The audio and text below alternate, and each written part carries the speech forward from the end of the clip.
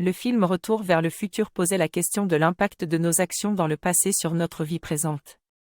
Cette idée reflète une distorsion cognitive courante où notre état émotionnel actuel influence notre perception de notre vie passée.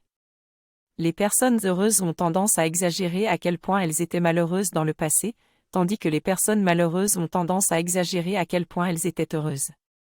Des études ont montré que cette distorsion cognitive est associée à un optimisme, une volonté de prendre des risques et une ouverture d'esprit à de nouvelles expériences pour les personnes heureuses.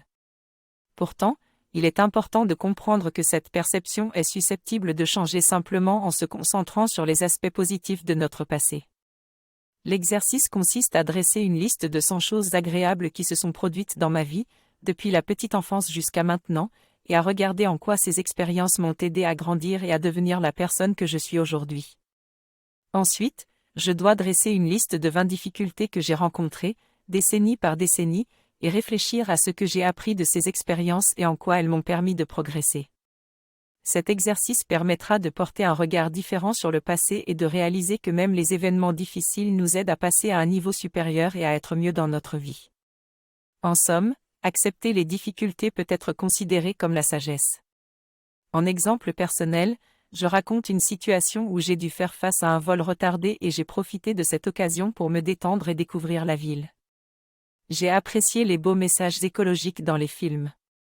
J'ai également partagé une expérience personnelle où j'ai profité du temps pour moi en écrivant un nouveau chapitre de mon prochain livre, et en appelant les personnes que j'aimais.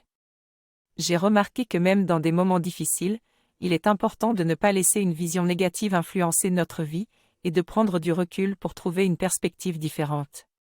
J'ai encouragé à remercier les gens qui font leur travail, même s'ils ne peuvent rien faire pour éviter des circonstances imprévues. Enfin, j'ai souligné la responsabilité personnelle de donner de la signification à notre passé et de le refabriquer au quotidien.